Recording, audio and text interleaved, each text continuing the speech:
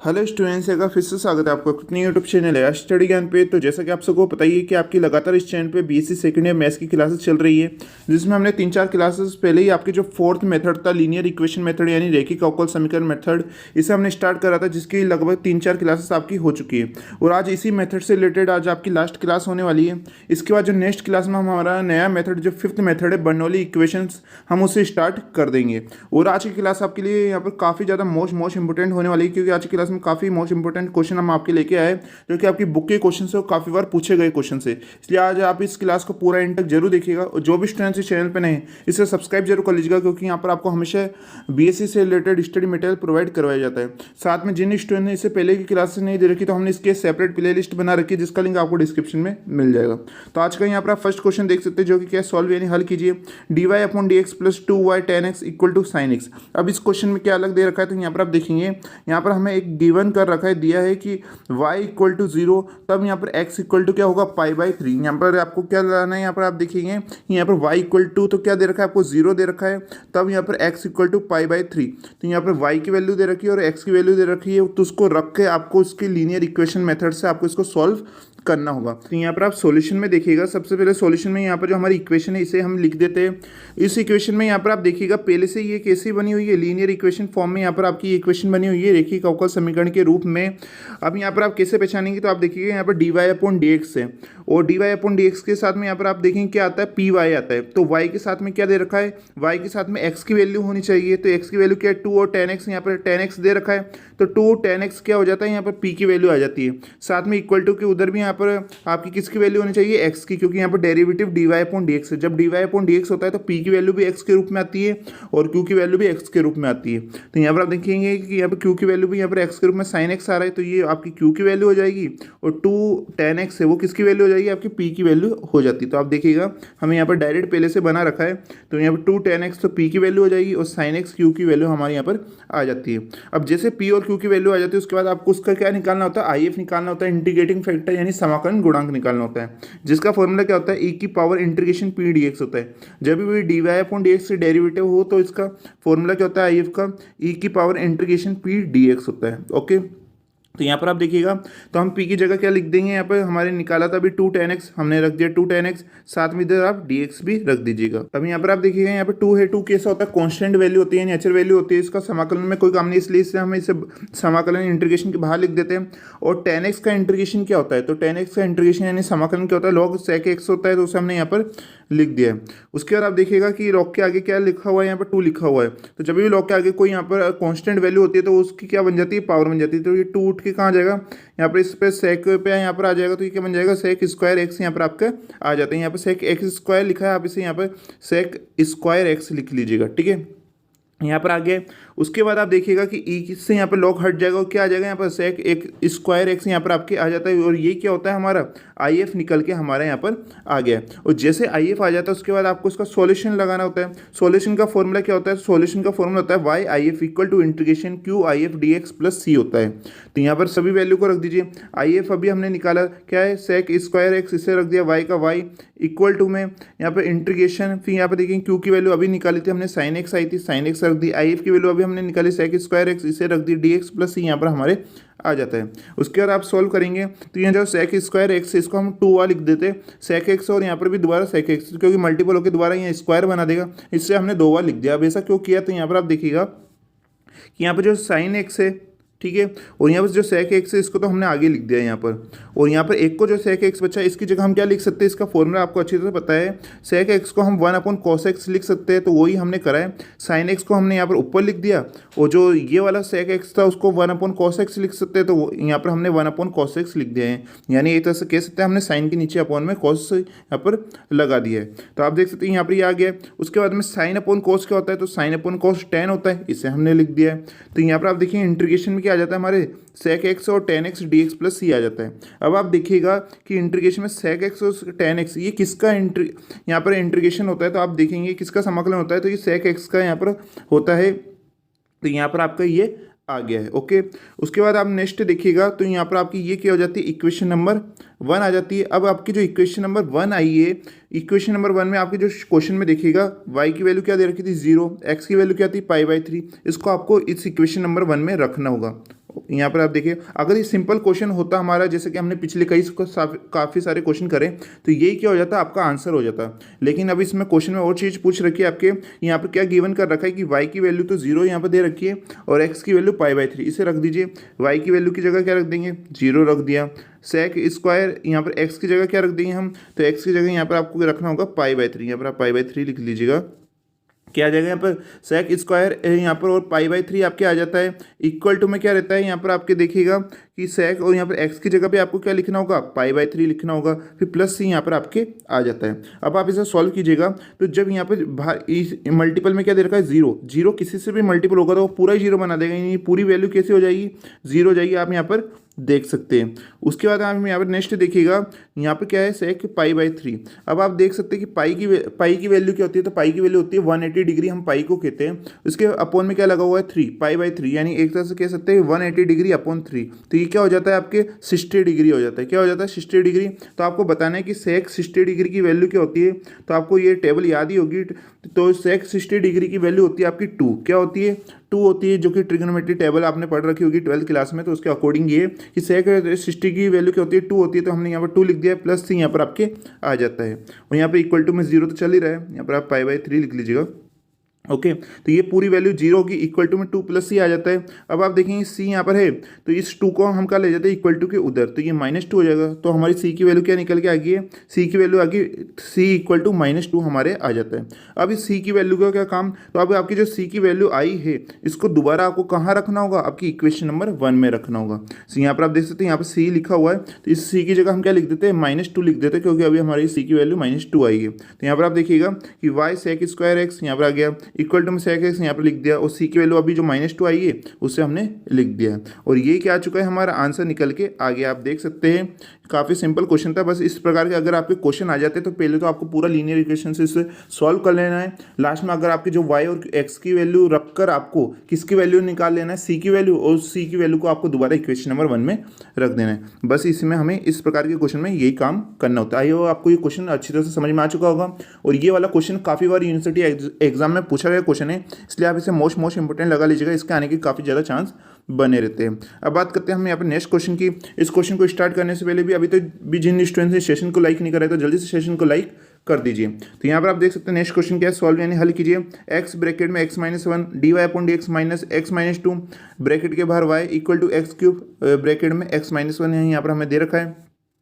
आप इस क्वेश्चन को भी यहाँ पर मोस्ट इंपोर्टेंट लगा लीजिएगा, काफ़ी अच्छा क्वेश्चन है ये। सबसे पहले क्या करते हैं, हम सॉल्यूशन में इसी इक्वेशन को यहाँ पर लिख देते हैं, जो कि हमें क्वेश्चन में दे रखी है। उसके बाद आप देखिएगा यहाँ पर dy/dx दे रखा है। अब यहाँ पर आप ज़्यादा फंक्शन देखिए किसके दे रखे हैं, तो यहाँ पर आप देखिए ज़्यादातर किसके दे रखे, x के दे रखे हैं। तो यहाँ पर हम कह सकते हैं कि ये dy/dx के रूप में ही बनता है। मैंने कल भी आपकी क्लास में बताया था कि अगर x के फंक्शन ज़्यादा हो तो आपको dy/dx डेरिवेटिव लेना है, और अगर y के फंक्शन ज़्यादा हो तो आपको dx/dy लेना होता है। तो यहाँ पर किसके ज़्यादा है, x के ज़्यादा है, तो हम कह सकते हैं यहाँ पर क्या होगा, dy/dx ही आपके आएगा। उसके बाद यहाँ पर आप देखिएगा dy/dx के साथ कोफिशिएंट क्या दे रखा है, x ब्रैकेट में x-1। अब इसे हमें हटाना होगा, तो इसको हटाने के लिए हम सिंपली क्या करते हैं कि जो x ब्रैकेट में x-1 है, इसको पहले इसके अपॉन में डिवाइड दे देते हैं, फिर इसका हम इसके अपॉन में यहाँ पर डिवाइड दे देते हैं। तो यहाँ पर आप देख सकते हैं कि dy/dx माइनस में x-2y, और ये पूरी वैल्यू इसके डिवाइड में आ गई। यहाँ पर आप देखिएगा, फिर इक्वल टू में यहाँ पर ये पूरी वैल्यू ऊपर, और ये वैल्यू दोबारा इसके अपॉन में भी डिवाइड यहाँ पर आपके आ जाती है। अब यहाँ पर आप देखेंगे कि यहाँ पर ये dy/dx की फॉर्म में दे रखा है। तो आपकी dy/dx में हो तो लीनियर इक्वेशन कैसे होती है, dy/dx plus py equal to q की फॉर्म में होती है। तो आप देखेंगे कि यहाँ पर y दे रखा है, तो y के साथ जो भी x की वैल्यू है पूरी, वो आपकी कौन सी वैल्यू होगी, p की वैल्यू होगी। तो आप देख सकते हैं ये पूरी किसकी वैल्यू हो जाती है, आपकी p की वैल्यू आ जाती है। यहाँ पर आपको माइनस को भी इसके साथ लेना होगा, क्योंकि हमारे जो इक्वेशन दी होती है फॉर्मूला, उसमें हमारे क्या दिया होता है, प्लस दिया होता है। तो अगर आपके माइनस आ जाता है तो हमें p की वैल्यू के साथ माइनस को भी लेना पड़ता है। मैंने पिछली कई क्लासेस में आपको बता रखा है। तो यहाँ पर आपकी p की वैल्यू क्या आ गई, माइनस में ब्रैकेट x-2 और अपॉन में x ब्रैकेट में x-1 यहाँ पर हमारे आ जाती है, और इक्वल टू के उधर जो पूरी x की वैल्यू ये क्या हो जाती है, हमारी q की वैल्यू निकल के आ गई है।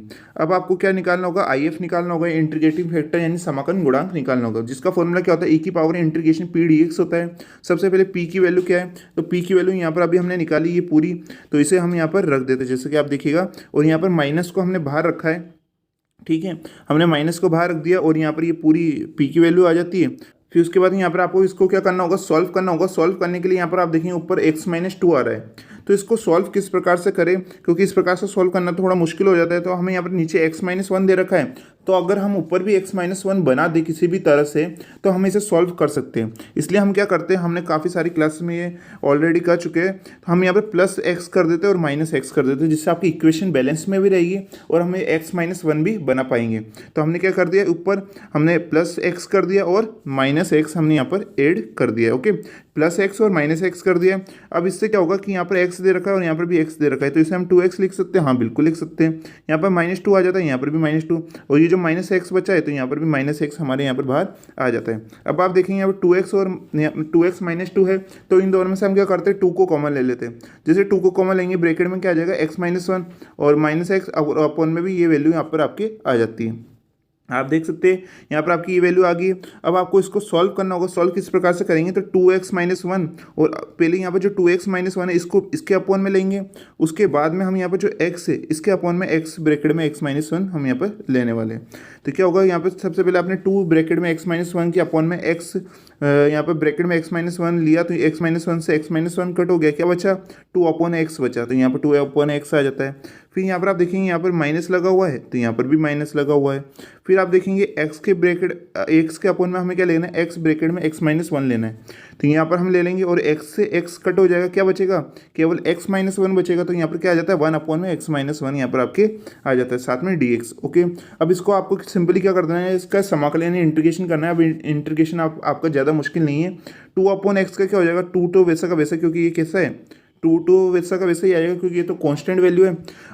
1/x से 1/x का log x हो जाता है इंटीग्रेशन। फिर माइनस का साइन, यहाँ पर ब्रैकेट आप क्लोज कर लीजिएगा, क्योंकि बाहर पहले से माइनस दे रखा है, इसलिए हमने यहाँ पर ब्रैकेट लगा लिया है। उसके बाद में 1/x-1, तो 1/x-1 का इंटीग्रेशन समाकलन क्या होगा, log ब्रैकेट में x-1 आ जाता है आपके। अब ये जो बाहर माइनस दे रखा है ना, अब इसको अंदर दोनों तरफ से मल्टीपल कर लीजिए। कैसे करेंगे, सबसे पहले आप देखिएगा log के आगे क्या लिखा हुआ है, 2 लिखा हुआ है, तो log के आगे जो भी यहाँ पर कॉन्स्टेंट वैल्यू होती है उसे हमें उसकी पावर बना देते हैं, तो ये 2 कहाँ चल जाएगा, इससे x की पावर बन जाएगा, तो यहाँ पर x² आ गया और ये बाहर माइनस आपके आ जाता है। उसके बाद में देखिएगा ये माइनस जब अंदर इस माइनस से मल्टीपल होगा तो क्या बना देगा, प्लस बना देगा, तो यहाँ पर प्लस आ गया है और log ब्रैकेट में x-1 आपके आ जाता है। उसके बाद आप देखिएगा ये वैल्यू कैसी आपकी प्लस में दे रखी है, ये वैल्यू log में कैसे दे रखी है, माइनस में। मैंने आपको एक फॉर्मूला बताया था जो कि क्या था, log a minus log b का। इसके काफ़ी सारे क्वेश्चन हम पिछली कई क्लासेस में कर चुके हैं। log a minus log b का क्या होता है, तो वो होता है आपके log a/b होता है, यानी जो प्लस की वैल्यू रहती है उससे ऊपर लिखना है और जो माइनस की रहती है उससे नीचे लिखना होता है। तो यहाँ पर आप देखेंगे दोनों log में एक प्लस में दे रखा है, ये माइनस में दे रखा है। ये प्लस में तो इसको कहाँ रखेंगे, हम ऊपर रखेंगे, x-1 को ऊपर रखना है और जो x² है उसको यहाँ पर हम नीचे लिख देंगे, क्योंकि ये माइनस का दे रखा है। तो क्या आ गया, log x-1 अपॉन में x² आ गया है आपके। अब नेक्स्ट देखिएगा आप कि इससे log हट जाएगा, क्या बचेगा, x-1 अपॉन में x², और ये किसकी वैल्यू हो जाती है, आपकी if की वैल्यू निकल के हमारी आ गई है। अब जैसे if की वैल्यू आ जाती है उसके बाद आपको इसका सॉल्यूशन का फॉर्मूला लगाना होता है। तो जब dy/dx की फॉर्म में, तो हमारा सॉल्यूशन का फॉर्मूला क्या होता है, y if equal to integration q(if dx plus c) होता है। तो अब इसमें सभी वैल्यू को रख दीजिए। सबसे पहले y का y रहेगा, if का भी आपने ये वैल्यू निकाली x-1 अपॉन में x², इसे हमने यहाँ पर रख दिया है। उसके बाद में q की वैल्यू, तो q की वैल्यू अभी यहाँ पर आपने देखी, अभी थोड़ी देर पहले हमने ये पूरी q की वैल्यू निकाली थी, इसको हम वहाँ पर रख देते हैं। x² 2x-1 अपॉन में x-1 यहाँ पर आपके आ जाता है। if देखिएगा आप, ये वैल्यू अभी हमने निकाली, if हमने रख दिया dx प्लस यहाँ पर हमारे आ जाता है। अब इसे सॉल्व कीजिए। सॉल्व कैसे होगा, तो x-1 से x-1 कट हो जाएगा, x² से x² कट हो जाएगा, क्या बचेगा इंटीग्रेशन में, only 2x-1 dx plus c बचेगा। इसे हम यहाँ पर लिख देंगे नेक्स्ट सिस्टम में। आप देख सकते हैं y(x-1) अपॉन में x² इक्वल टू इंटीग्रेशन में क्या बचा है, 2x-1 dx बचा है, इसे हमने लिख दिया प्लस c यहाँ पर आपके आ जाता है। अब इसे सॉल्व कर लीजिए। इधर की इक्वेशन तो वैसी की वैसी। अब जैसे आप 2x का इंटीग्रेशन करेंगे तो क्या आ जाएगा, 2x² अपॉन 2 आ जाएगा। x का इंटीग्रेशन क्या होता है, समाकलन x² अपॉन 2 होता है, तो यहाँ पर आ गया। फिर यहाँ पर आप देखेंगे 1 का इंटीग्रेशन क्या होगा, क्योंकि dx इसके साथ में मल्टीपल होगा, तो एक तरह से dx का इंटीग्रेशन क्या होता है, x होता है, हमने यहाँ पर लिख दिया, साथ में माइनस दे रखा था, प्लस यहाँ पर आपकी आ जाता है। अब लास्ट स्टेप क्या है कि 2 से 2 कट हो जाएगा, क्या बचेगा, x² बचेगा। यहाँ पर आप देख सकते हैं तो क्या आ जाता है, यहाँ पर एक स्टेप हम और बढ़ा देते हैं, एक स्टेप हो रहा है यहाँ पर कि y(x-1) अपॉन में x² इक्वल टू क्या बचा है, x² माइनस एक्स प्लस सी यहाँ पर आपके आ जाता है, जैसे कि यहाँ पर आप देख सकते हैं। ये इक्वेशन आ गई, इसे आप यहाँ पे इसके बाद लिख लीजिएगा। उसके बाद है कि यहाँ पर जो अपॉन में एक्स स्क्वायर है इसको कहाँ भेज देंगे हम, क्रॉस मल्टीपल इधर की तरफ भेज देंगे। तो आप देख सकते हैं ये जो अपॉन में एक्स स्क्वायर था इक्वल टू उधर चल जाएगा, तो यहाँ पर ये आ चुका है। आप देखिएगा ये एक्स स्क्वायर आ गया और ब्रैकेट में जो हमारे यहाँ पर बचा था x square minus x plus c, ये यहाँ पर हमारे आ जाता है। आप ये एक स्टेप बढ़ा लीजिएगा जो भी हमने आपको अभी बताई थी। आई होप आपको ये क्वेश्चन अच्छी तरह समझ में आ चुका होगा। यहाँ पर इसका सिंपली तरीके से हमने आंसर यहाँ पर निकाल लिया है। अब बात करते हैं हम यहाँ पर लास्ट आज के क्वेश्चन, जो कि इस मेथड का हमारा लास्ट क्वेश्चन होने वाला है। इसके हम काफ़ी सारे क्वेश्चन आपको ऑलरेडी करा चुके हैं। पिछली कुछ क्लासेस में हमने आपको कुछ क्वेश्चन भी करने के लिए देते, आई होप आपने वो क्वेश्चन भी कर लिए होंगे। इसके साथ में आप आपकी बुक के अगर एक्स्ट्रा क्वेश्चन और बचे तो आप उसे भी ट्राई करते जाइएगा, जिससे आपकी और अच्छी तरह बेटर प्रैक्टिस हो पाएगी। तो आप यहाँ पर ये क्वेश्चन देख सकते हैं जो कि लास्ट क्वेश्चन है कि सॉल्व हल कीजिए x cos x d Y upon D x plus y bracket में x sine x plus cos x equal to 1 यहाँ पर हमें दे रखा है। इसका सॉल्यूशन किस प्रकार होगा, तो सबसे पहले सॉल्यूशन में इसे हम इस इक्वेशन को लिख देते हैं। उसके बाद में D Y upon D X के साथ हमें कोफिशिएंट क्या दे रखा है, एक्स कोस एक्स दे रखा है। इसको कहाँ भेज देंगे हम, इस एक्स कोस एक्स को पहले इसके अपॉन में भेज देंगे, फिर इसको हम यहाँ पर 1 के अपॉन में भेज देते हैं। तो यहाँ पर आप देखिएगा एक्स कोस एक्स से पहले इसके अपॉन में जाएगा, तो यहाँ पर दोनों यहाँ पर आप देखेंगे ब्रैकेट में ये दोनों ही वैल्यू लिखी है, तो इन दोनों वैल्यू के अपॉन में सेपरेट एक्स कोस एक्स यहाँ पर डिवाइड होएगा। तो ये एक्स कोस एक्स पहले इसके अपॉन में डिवाइड होएगा, फिर इस कोस एक्स के अपॉन में डिवाइड होएगा, फिर आपके 1 के अपॉन में यहाँ पर डिवाइड में ये जाएगा। तो आप देख सकते हैं वाई ब्रैकेट में एक्स साइन एक्स, ये एक्स कोस एक्स इसके अपॉन में आ गया है, फिर कोस एक्स, फिर एक्स कोस एक्स इसके भी अपॉन में आ गया है, फिर एक्स कोस एक्स ये इसके 1 के अपॉन में यहाँ पर आपके आ जाता है। अब इसे सॉल्व कीजिए तो एक्स से एक्स कट हो जाएगा, साइन अपॉन कोस क्या होता है 10 होता है, यहाँ पर हमने लिख दिया। कॉस से कॉस कट हो जाएगा, 1 अपॉन एक्स बचेगा, यहाँ पर हमने लिख दिया। इक्वल टू में एक्स, तो एक्स अपॉन में आ जाता है, और 1 अपॉन कॉस क्या होता है, तो 1 अपॉन कॉस सेक एक्स होता है, तो हमने यहाँ पर 1 अपॉन कॉस की जगह क्या लिख दिया, सेक एक्स हमने यहाँ पर लिख दिया। अब यहाँ पर आप देखेंगे यहाँ पर D Y upon D X के रूप में आपको अवकलज दे रखा है, डेरिवेटिव दे रखा है। तो इसकी लीनियर इक्वेशन क्या बनती है कि D Y upon D x plus P Y equal to क्या बनती है, क्यू बनती है। तो उसके अनुसार आप देखिएगा पी वाई आता है आपके, तो वाई के साथ में ये जो पूरी एक्स की वैल्यू ये क्या हो जाती है, आपकी पी की वैल्यू हो जाती है, और इक्वल टू के उधर भी जो एक्स की वैल्यू हो जाएगी ये भी आपकी किसकी वैल्यू हो जाएगी, क्यू की वैल्यू यहाँ पर आपकी आ जाती है। तो आप देखिएगा 10x प्लस 1 अपॉन एक्स ये आपकी पी की वैल्यू होगी, और इक्वल टू में सेक एक्स अपॉन में एक्स ये आपकी क्यू की वैल्यू आ जाती है। अब जैसे पी और क्यू की वैल्यू आ जाती है उसके बाद आपको क्या निकालना होता है, आईएफ निकालना होता है, यानी इंटीग्रेटिंग फैक्टर निकालना होता है, जिसका फॉर्मूला क्या होता है, ई की power integration P D x होता है। सबसे पहले पी की वैल्यू को रख दीजिए, पी की वैल्यू अभी हमने निकाली 10x प्लस 1 अपॉन एक्स, इसे हमने लिख दिया dx। अभी यहाँ पर आपको इसका क्या करना है, इंटीग्रेशन करना होगा। तो यहाँ पर आप देखिएगा सबसे पहले 10x का इंटीग्रेशन कीजिए, तो 10x का क्या होता है यहाँ पर इंटीग्रेशन यानी समाकलन आपको पता है लॉग सेक एक्स होता है, हमने लिख दिया। 1 अपॉन एक्स का क्या होता है, तो 1 अपॉन एक्स का लॉग एक्स होता है, वो भी हमने यहाँ पर लिख दिया है। उसके बाद आप देखिएगा कि दोनों लॉग यहाँ पर प्लस में दे रखे हैं, और आपको एक फॉर्मूला हमने बताया था कि लॉग ए प्लस लॉग बी, इसका फॉर्मूला क्या होता है, तो इसका फॉर्मूला होता है लॉग ए बी, यानी हम इसे दो लॉग अगर प्लस में दे रखो तो इसे मल्टीपल की फॉर्म में हम लिख सकते हैं। तो क्या आएगा यहाँ पर लॉग ए बी आएगा, यानी मल्टीपल की फॉर्म में हो जाएगा। तो ये दोनों लॉग यहाँ पर प्लस में है, तो सेक एक्स और यहाँ पर जिसके साथ जो एक्स दे रखा है ये क्या उससे हो जाएंगे मल्टीपल की फॉर्म में। तो आप देखिएगा लॉग एक्स सेक एक्स यहाँ पर आपके आ जाता है, हमने इसे मल्टीपल की फॉर्म में लिख दिया। फिर उसके बाद यहाँ पर आप देखिएगा ई से यहाँ पर लॉग यहाँ पर हट जाएगा, और क्या बचेगा, एक्स सेक एक्स बचेगा, जो कि क्या हो जाती है हमारी आई एफ की वैल्यू हमारी यहाँ पर निकल के आ जाती है, एक्स सेक एक्स यहाँ पर आ जाती है। उसके बाद आपको उसका सॉल्यूशन का फॉर्मूला लगाना होगा। सॉल्यूशन का फॉर्मूला क्या होता है, यहाँ पर हमारे y i f equal to integration q i f d x plus c होता है। इसे हमने यहाँ पर लिख दिया है, आई एफ अभी हमने निकाला एक्स सेक एक्स, इसे हमने रख दिया इंटीग्रेशन में क्यू, क्यू की वैल्यू अभी हमने निकाली थी, आप देखिएगा सेक एक्स अपॉन में एक्स, तो इसे हम यहाँ पर रख देंगे, आप देखिएगा यहाँ पर हमने रख दिया। फिर आई एफ की वैल्यू एक्स सेक एक्स, इसे हमने लिख दिया डी एक्स प्लस सी यहाँ पर आपके आ जाता है। फिर क्या होगा, तो एक्स से एक्स कट हो जाएगा, और सेक एक्स को अगर हम सेक एक्स से मल्टीपल करेंगे तो क्या आ जाएगा, ये सेक स्क्वायर एक्स आ जाता है, डी एक्स प्लस सी यहाँ पर आपके आ जाता है। उसके बाद जब आप सेक एक्स स्क्वायर एक्स का इंटीग्रेशन करेंगे तो इंटीग्रेशन इसका क्या होता है 10x होता है, तो यहाँ पर 10x प्लस सी आपके आ जाता है। उसके बाद आप देखिएगा ये y इससे x सेक एक्स से मल्टीपल होगा तो क्या आ जाएगा, y x sec x equal to 10x plus c आ जाता है, और ये क्या निकल के आ गया हमारा फाइनली आंसर निकल के आ गया। जैसा कि आप देख सकते हैं काफ़ी सिंपल क्वेश्चन थे आज जितने भी हमने आपको कराए, और काफ़ी इंपॉर्टेंट क्वेश्चन थे, तो एक बार आप इनकी प्रैक्टिस कर लीजिएगा। इसी के साथ आपकी जो फोर्थ मेथड है वो भी आपका कंप्लीट हो चुका है। हमने इससे पहले आपको 3 मेथड कराए थे, और आज ये फोर्थ मेथड भी आपका पूरा कंप्लीट हो गया है। और नेक्स्ट क्लास से आपका जो फिफ्थ मेथड होगा, फिफ्थ मेथड कौन सा, बर्नौली इक्वेशन, जो कि आपका कौन सा रैखिक अवकल समीकरण के आधार पे होती है कि रैखिक अवकल समीकरण में सम्मानित होने वाली समीकरण यानी रेड्यूसिबल टू आपके लीनियर इक्वेशन मेथड, तो उसी का दूसरा नाम होता है बर्नौली इक्वेशन। तो उसी से हम यहाँ पर सॉल्व करने वाले जो हमारा नेक्स्ट मेथड होगा, काफ़ी इंपॉर्टेंट क्वेश्चन है, उसके भी काफ़ी बार यूनिवर्सिटी एग्जाम में क्वेश्चन पूछे जाते हैं। तो आप नेक्स्ट क्लास में बने रहेगा। और आज की क्लास आपको कैसे लगी सभी स्टूडेंट को कमेंट करके जरूर बताना, क्योंकि काफ़ी मेहनत के साथ आपके लिए क्लासेस बनाई जाती है। तो आपको सभी स्टूडेंट को कमेंट जरूर करना है और इस वीडियो को लाइक करना ना भूले। और नेक्स्ट क्लास का लिंक आपको डिस्क्रिप्शन में मिल जाएगा। तब तक के लिए पढ़ते रहिए और सीखते रहिए।